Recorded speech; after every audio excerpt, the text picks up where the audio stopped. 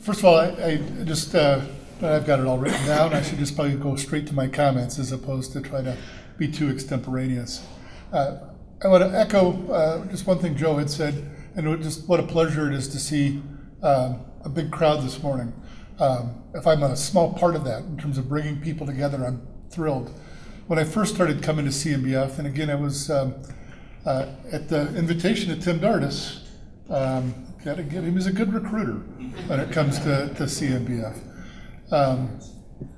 It seemed like we were drawing a bigger crowd, and then the pandemic came, and it interrupted, I think, how all of our lives started to operate, and we introduced the Zoom, and you might still have a similar crowd. It just looks and feels different from how we all interact. And I'm one of those people who likes to, I'll say the video message is okay, but I like to talk to people. I like to be across from people. I like to feel the room. And so having you all here today is giving me energy. So thank you for working CMBF. And if I was a small part of your motivation to be here today, I'm thrilled to be part of that motivation. So with that, I'm going to turn to my more prepared statements and dive right into my comments. But I'll just say good morning. I'd like to start by offering my thanks to Joe Rutten and the CMBF Advisory Board that works with Joe. Joe called in early 21 and he said in Joe's style, "We want you to provide your testimony, your message, spend a few minutes talking about your journey and yourself." Okay. And Joe kept talking, thankfully. He knew the silence needed to be filled. And the more he spoke, I said, the easier this sounded. I said, we simply needed to pick a date. He had a few dates, and only one fit my calendar. So here we are, December 1st, 2021. I'm the nervous, anxious CMBF speaker, and we're about to begin. I'll just say CMBF is a fellowship that I enjoy being part of and can feel growth at in my life every time I attend. When I miss, I feel I have missed that opportunity for growth, and attendance is important to me. So if Joe ever calls you and says, "You got this," be confident. Be confident that you're wrapped in prayer, his and the advisory board's. Be confident the Holy Spirit moved them to make the ask. And be confident that you are not alone as you prepare your thoughts and prepare to deliver your comments. So all of you who are going to get a call from Joe for 2022, be confident. You got this, all right? So as I begin to tell you about my life, you might be surprised to hear that our bishop is part of my story. So like most of you, I first met Bishop DeGrood virtually through an announcement that started to circulate at 5 a.m. Central on December 12, 2019. I know that date and time clearly because I was up early that morning. That was the day I'd be walking into Avera's Parish Center for my first chemo treatment. Just 2 weeks earlier, I had been diagnosed with stage 4 metastatic cancer. I felt an immediate connection to our bishop, but as I read about him, I found another connection to this man. Our new bishop and I shared the same birthday, February 14th, 1965, and I began to look forward to an opportunity to meet him. A few weeks later, I was able to meet our new pastoral leader when I was invited by Father Morgan to attend the bishop's Mass of Thanksgiving. The day after his installation as bishop on February 13th, 2020, on the 13th, I watched the installation on TV that day from Avera, as on that day I was taking my 4th round of chemo. But on the 14th, I was able to be present. It was mine and the bishop's 55th birthdays, and I waited at the end of the reception line to introduce myself to the bishop, introduce myself, my wife, and my son to the bishop. So that's when I learned our new bishop is more than a kind and spiritual man, he's also a competitive man. And here's an example. As I greeted him, I mentioned our common birthdays, and he asked, "Well, who do you think's older?" Well, being born at 12:04 a.m., I'm thinking, I got this, right? I don't.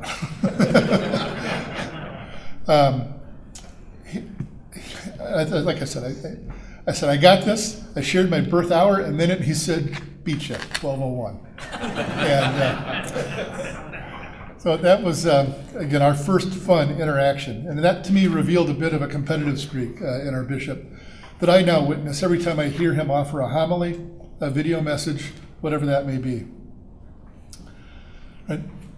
I did not know at the time, but this is exactly what I wanted in my bishop. I want a leader who takes up his sword, right, and calls to Michael the archangel, "Follow me. The demons are over here," right? I want a bishop that will go fight for us. He'll battle the devil and his evildoers, and he'll call upon God's army to clear a path for us. Clear the world so that we may more easily follow, through our pastors, God to heaven. That's what I want in my spiritual general, and we should all be confident that he has our back. Believe me, no one wants the news about a stage 4 metastatic cancer diagnosis. The description will most likely be followed with language like treatable, not curable. It can take time for those words to sink in, especially when you're a busy person, when you have a busy personal and professional life. Over time, it does sink in and needs to sink in. Those words, treatable, not curable, have helped me realign my plans. Part of that realignment has me spending more time on my relationship with Christ and deepening my understanding of the Catholic Church and its history. We lived in Brookings from my age 5 to age 16, and then moved to Sioux Falls. While in Brookings, my parents were looking for a spiritual home that spoke to them and challenged them, and had the potential to speak to and challenge their children. We spent much of 11 years in Brookings at both the Methodist and Baptist churches. Through my middle school, high school, and early college years, my mother followed a call that had her commuting from Brookings to Sioux Falls several days a week, where she attended the North American Baptist Seminary. And in 1984, she graduated with a Master of Divinity and was ordained a pastor in the Dakotas Conference of the United Methodist Church. She served the UMC for roughly 15 years as the associate pastor at Asbury United Methodist here in Sioux Falls. She became the pastoral rock at the church while new pastors were assigned. She helped new pastors meet the congregation, and the congregation meet them. She helped prepare these new and often much younger pastors to serve larger churches or several smaller ones. Peggy and I met in 1988. One of my college roommates married Peggy's childhood neighbor, and we were set up that fall. Peggy often invited me to attend Mass, and I would occasionally attend with her. In 1991, she said yes, and we were married in 1992. As part of our preparation, our priest asked me about my willingness to accept children and raise them within the church. This was a challenge I needed, and I told my parents of my plans to join the Catholic Church and raise my children in what another good friend of mine often called the Cadillac of Christianity. He would say things like, while on earth, you can search for your path to heaven, but you can find your way in style and comfort while you're driving the Cadillac of Christianity. So here I am, driving the Cadillac of Christianity as a convert. I remember my mom telling my mom that I intended to join the Catholic Church, and she said that was great. She only had 2 comments regarding my spiritual life. She says, when you find a church that speaks to you, before you join, make certain of 2 things. 1, that it is centered on Christ, and 2, that you attend becoming part of their faith community and being one of its examples in the broader community. And I've tried to live those, that advice from my mother, as I've taken on a new spiritual life in the Catholic Church. Soon I'll be celebrating 2 30th anniversaries. This coming May, 30 years of marriage, and then in April 2025, 30 years in the Catholic Church. Right, here I am, this convert, RCIA, class of 1995, Easter Vigil, St. Patrick's Parish, Wentzville, Missouri. That's my story in terms of joining the church. I was encouraged and challenged by Peggy, a woman who I affectionately call Pope Peggy. Put a little P on Pope, all right? But she is our family faith general, challenger, and advisor. I learned a lot in RCIA, but it's impossible to learn it all. But after 18 years of Catholic education, I feel Peggy must know the history of the church, the saints and their stories, and if she doesn't, I should be able to call on one of my 4 sons, who are products of the Sioux Falls Catholic schools to help fill in the gaps. It's kind of like having your own built-in catechism department at home, right? It's a nice research arm to be able to reach out to. So 2 years ago, when I met our spiritual general, Bishop DeGrood, my life was making a turn. I learned I was dying, right? Father Morgan, Father Simple, Father Shockett, and the brothers, Fathers Rutten, have impacted my life in simple ways over these past 2 years that have helped me grow spiritually. Earlier this year, I heard a priest or speaker talk about the competition for souls that exists. And we heard that a little bit today. God and the devil, along with their advocates, are circling the earth, searching for souls that they can convert and keep. Right? At the time I was hearing that description was scary and eye-opening. For years, we've heard of parables of celebration when one returns home. I had not thought about the converse. The devil is actively deceiving and trying to pull souls from God. That fight for our eternal home exists, it's real, and it's active. One thing that stands out to me during this period, over the last few years, was a card Father Morgan shared with all of us during Lent of 2019. So I've kept the card, and I recently took it off my computer monitor at work and put it into my prayer book because it puts a pretty fine point on things. And the message is as follows. It says, the chief business of life is the salvation of your soul. You will die, but your soul will live forever.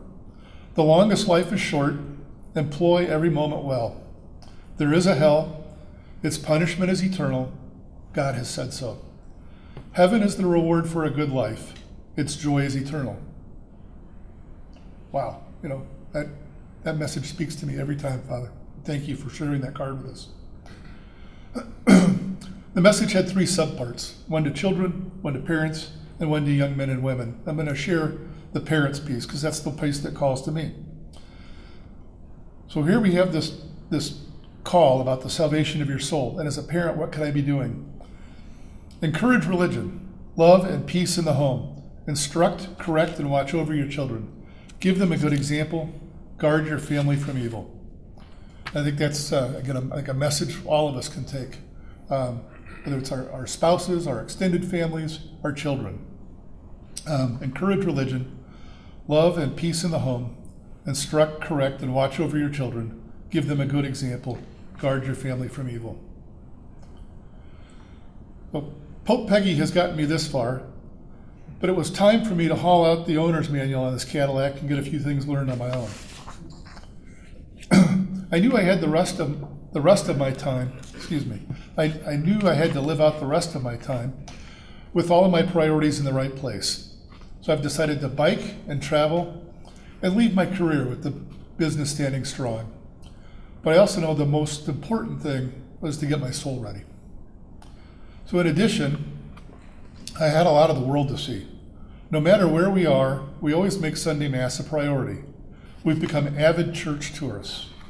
Our research of churches to visit is often limited to, what church is nearby and when are their masses. It would be rare for us to prioritize a local cathedral or basilica over the neighborhood parish. We love going to new faith communities and enjoying the variety in Mass, along with seeing the different buildings, traditions, and art. We've seen a lot. Churches large and small, new and far, can stretch our understanding of our church. So Sunday Mass has become a bit like a box of chocolates. We never quite know what we're going to get when we travel. So I have a few examples. At the Pantheon in Rome earlier this summer, Mass was delivered by an Italian Monsignor. I say he was well over 80. He looked well over 80. And he had thick glasses. I know it's not offering him the respect he has earned and deserves, but the service was unforgettable. His master of ceremonies not only attended to him, but served at the altar with a style I'd never seen before. From a style perspective, it was apparent they had worked together often. The Monsignor needed assistance. He needed to find the stairs. He needed to find the edge of the altar. He needed to have the reading set up in front of him. And he had these thick glasses and he had a magnifying glass. But once he was in position, he was ready to roll and deliver his message. I got to find myself here. So once he was in place, he was able to transform his physical limitation into the daily message that he delivered with enthusiasm. Though I'll never know what he said, because of course it was all in Italian that day, the assistant also delivered with enthusiasm. I've never seen anyone with a thurible offer incense with such showmanship. Now, Father, when your servers are swinging, maybe 120-degree arc, simple back and forth, something calm just to keep the air moving. This man was doing 360s. This thurible was moving, right? And we'd get 3 swings, and we'd change hands. And it would move forward, and it would move backward. It was like a set of nunchucks that this man had. It was unforgettable in so many ways. The whole scene, in terms of being at the Pantheon, seeing the art and the imagery that is there, and just watching this Monsignor and this MC deliver Mass. And frankly, one other thing that day, it was a Sunday morning Mass. There were hundreds outside waiting for the tour. If you said you were coming for Mass, you just walked right in. And there might have been 25 of us at Mass. And we had hundreds waiting to get into the building, and all they had to do was come to Mass, and they would have been in the building and enjoying that same service with us. Opportunity missed for them. So the 4th of July weekend this past year, Peggy and I attended a parish of the 7 Dolars in Albany, Minnesota. I might not be saying that right, but the 7 Mysteries is what I believe that translates to. So we get up in Albany, Minnesota, so near the St. John's campus, if you're familiar with that part of central Minnesota. The church was full of art, statues, side altars, primary altars, and the imagery was everywhere. Churches like this often require at least a trip around the sanctuary after Mass to discuss and review the saints being portrayed and wondering about their tie to the church. For us, it's fun, it's entertaining, it's eye-opening, but most importantly for me, it's faith-building. Often, there's a lot being told, and often we are approached by an older member of the congregation who offers treasures of history on how something was acquired or how something had to be retained because a new priest or bishop wanted it moved. Another time, Peggy, the boys, and I were at a Sunday morning Mass in Cozumel, Mexico, and we were approached by the sacristan. She wanted me to do readings. I looked at her and said, "No hablo español." To which she said simply, "Sí, you read in English." I thought, okay. I could probably handle English. So I provided an English version of the readings, following another layperson who had read them in Spanish. The congregation was large and diverse, and I thought, what a great way to speak to the wider audience. Offer multiple languages. At another service, on another trip, the priest asked for a show of hands when he called out different countries. In the end, he offered his homily and the readings, somewhat paraphrased, but in Spanish, English, and German. He was finding a way to speak to the faithful who had come to him that day. I thought, what a very talented man serving the Lord. So my final example of collecting churches while traveling is that of Holy Redeemer Parish in Washington, D.C. 2 years ago, almost to the day, my oldest son Michael and I were looking for a Mass we could attend prior to jumping the metro and going out to the Redskins game. It was a 9:30 a.m. Mass and simply the most unique Catholic service that I've ever attended. I later learned the parish is the oldest African American parish in D.C., and that started to explain a lot. The service had all of the elements of Mass, but it also had decades of tradition that made it different from what I see here in the Diocese of Sioux Falls. So at the beginning of the Mass, it started with about 15 minutes of singing and swaying. A member of the choir got up in front and just started to sing, "Jesus, He's our Savior." After about 10 minutes of that, I'll say call and response, she said, "Everybody on your feet." And she's like, we're going to put a little movement in this, you know? So she's going back and forth.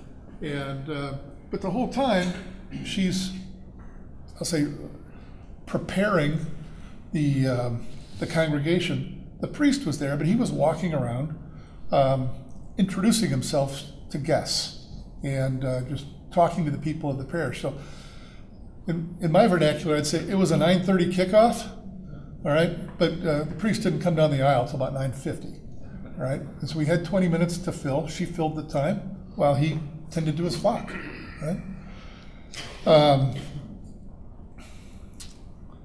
A couple other things I just found a little different. You know, we call and release our youth for religious ed, or for their message during Mass. But this entire congregation came to the center aisle with their arms up, and these kids kind of ran a tunnel of faith all the way from the front altar to the back. So the whole crowd moved to the center aisle and just gave them, like I said, a tunnel of faith to run through. And again, those were differences between how we all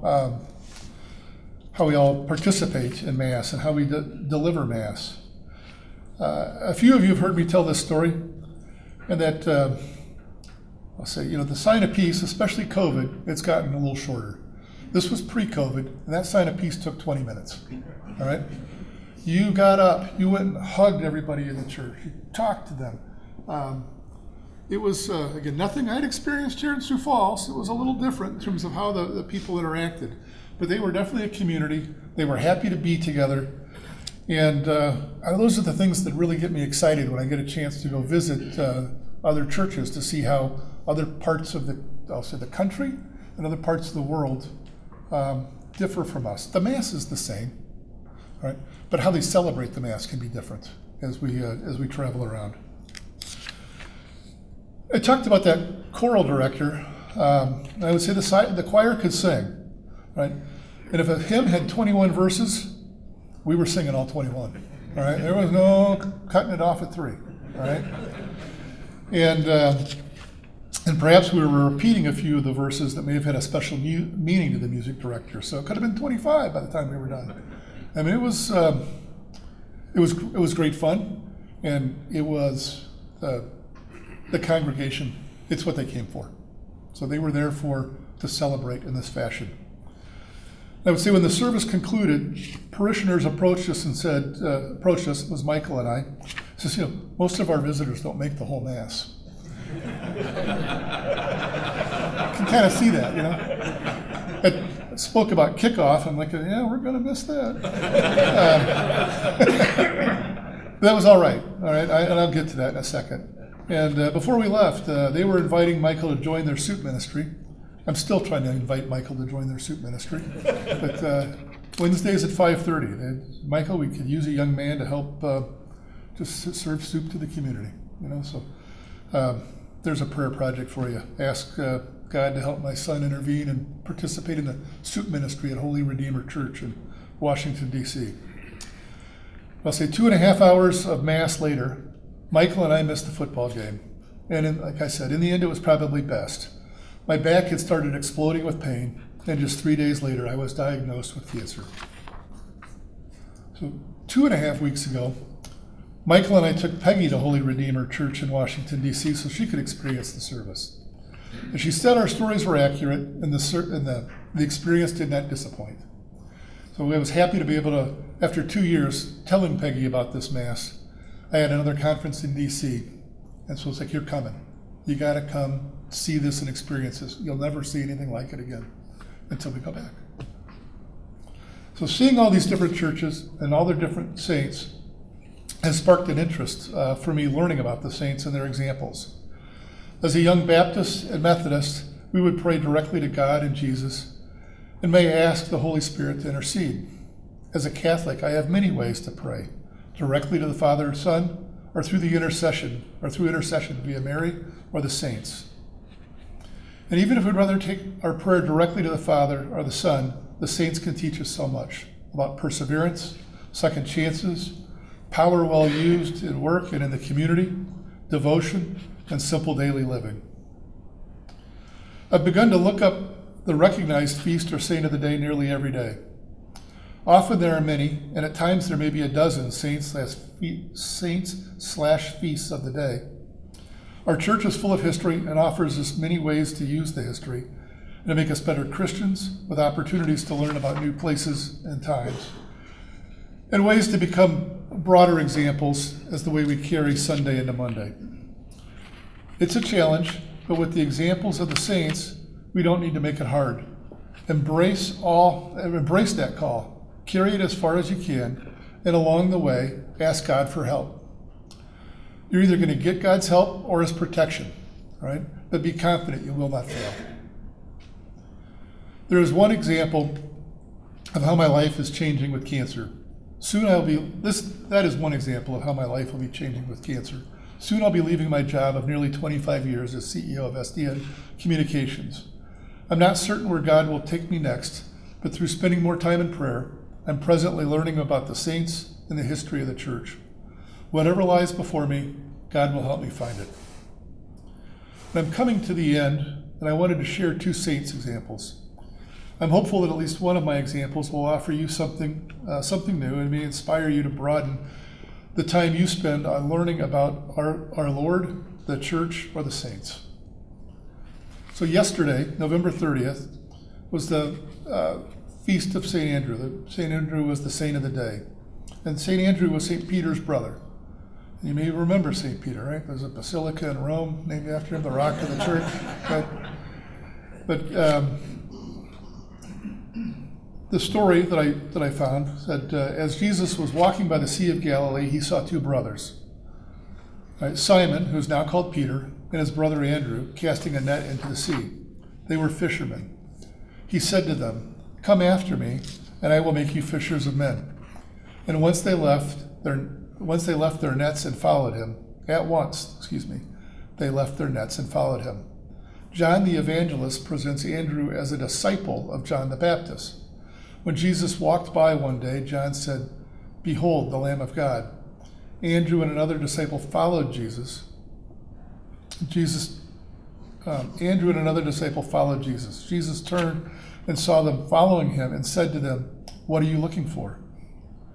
They said to him, "Teacher, where are you staying?" And he said to them, "Come and you will see."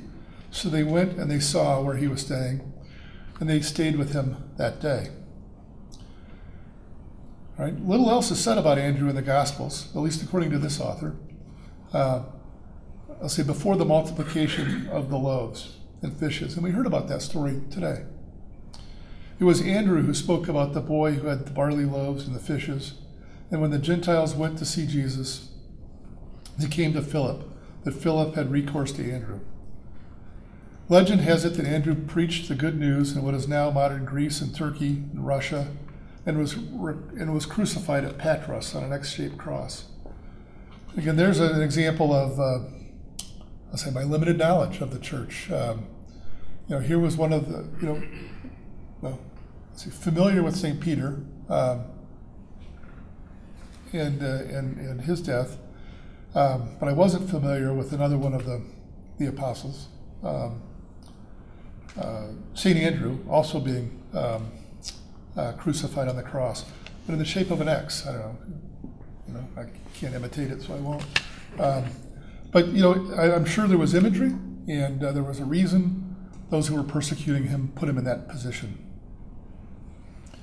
So the author offers a small reflection on Andrew, and it says, in the case of all the apostles, except Peter and John, the Gospels give us little about the holiness of Andrew. He was an apostle. That's enough. He was called personally by Jesus to proclaim the good news, to heal with Jesus' power, and to share his life and death. Holiness today is no different. It's a gift that includes a call to be concerned about the kingdom, an ongoing attitude that wants nothing more to share the riches of Christ with all the people. So here's Andrew, called by Jesus by name to join his party, and he spent time communicating to the people of Greece and Russia and Asia, kind of on his own. There he was, taking that message far. So a couple other things about St. Andrew, then I'll move on. Just often they are saints of specific groups. So St. Andrew is the patron saint of fishermen, Greece, Russia, and Scotland. I don't know the history behind all of those, but if you're Scottish, Russian, Greek, or a fisherman, be confident that yesterday was your day with St. Andrew as the saint. Joe touched on who's my favorite saint, and as I said, well, in the last 2 years I've got to know Peregrine. So I'm going to tell you a little story about St. Peregrine. And again, this was just some information I found on the internet. I hate to even call it research. Just information I found on the internet. But Peregrine, and I won't pronounce his last name, he lived 1265 to 1345, so 80 years. He was born in Forlì, Italy, the only son of well-to-do parents. In his teens, he joined the enemies of the Pope in his hometown and soon became a ringleader of the rebels. Pope Martin IV had placed Forlì, his hometown, Peregrine's hometown, under a spiritual interdict, which closed the churches of the city, hoping to bring its citizens to their senses. That failing, right, the Pope sent Philip Benzi of the Order of the Servites, the Servants of Mary, as his personal ambassador to bring peace to the angry rebels. No welcome mat was placed for this papal delegate, and while addressing the crowds of malcontents one day, Philip was dragged off the rostrum, beaten with clubs, and pelted with rocks. Peregrine knocked him down with a vicious blow to the face, and moments after, stricken with remorse, the youth cast himself at the feet of the bruised and bleeding priest and asked for forgiveness, which he was granted with a smile. So Peregrine became a staunch champion of Philip Benzi. He heeded Philip's suggestion and often prayed at Our Lady's Chapel in the cathedral. While kneeling there, he had a vision of the Blessed Mother holding his hands like a black habit, like the one the Servites wore. He says, "Go to Siena," Mary told the astonished Peregrine. "There you will find devout men who call themselves my servants. Attach yourself to them." The Servites gave him a warm welcome. He was clothed ceremoniously in the religious habit of Philip himself. One of Peregrine's slogans as a Servite may well have been, "Better today than yesterday, better tomorrow than today." So I'm going to say that again. Better today than yesterday, better tomorrow than today. Daily, he sought to be a more fervent religious man. To atone for his past misdeeds, he treated himself harshly and worked hard for the poor and the afflicted. Again, striving to be better today than yesterday and better tomorrow than today. People took a calling to him, the angel of good counsel. So grateful were they for his wise advice he freely gave. After being ordained a priest, he went to Forlì to found a Servite monastery. And a few years later, a cancerous growth appeared on his right foot. It was so painful that he finally agreed to have the surgeon amputate his foot. The night before his surgery, Peregrine spent hours in prayer, and he dozed off and dreamt that Christ was touching him and healing his foot. The thrill of it woke him, and in the dim moonlight, he saw that his foot, carefully bandaged with a few hours earlier, was now completely healed. The people of Forlì appreciated him even more after learning of this miraculous cure. When they were sick, they appealed to his prayers. Some were cured when he whispered Jesus into their ears. The church has since appointed him a patron of persons with cancer, foot ailments, and other incurable diseases. Now you can understand my little relationship here with Peregrine.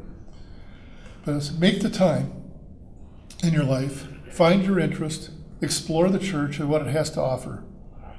I know that I'm only scratching the surface, and I look forward to discovering more about the church, myself, and the world as I continue to travel and experience what God has in store for me. I keep Peregrine in my mind by thinking, better today than yesterday, better tomorrow than today. And that phrase, that thought, helps me bring Sunday into Monday. So thank you all for participating with me today and letting me have the opportunity to share a few stories.